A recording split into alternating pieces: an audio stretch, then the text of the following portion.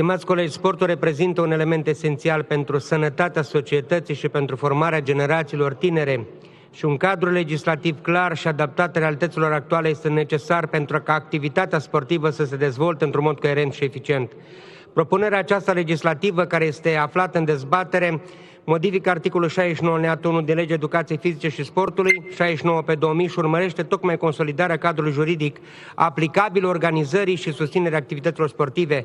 Și prin această intervenție legislativă se creează condiții mai clare pentru funcționarea structurilor sportive și pentru dezvoltarea activităților dedicate sportului de performanță și sportului de masă. Investiția în sport înseamnă investiția în sănătate publică, în educația tinerilor și în promovarea unui stil de viață activ.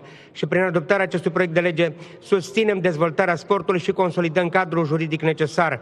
Cinematografia reprezintă una dintre formele prin care cultura unui stat ajunge dincolo de granițele sale și prin care identitatea unei societăți este exprimată și transmisă generațiilor viitoare. Filmul românesc a demonstrat în ultimele decenii că poate avea un impact puternic la nivel internațional și că poate reprezenta România pe marile scene culturale ale lumii.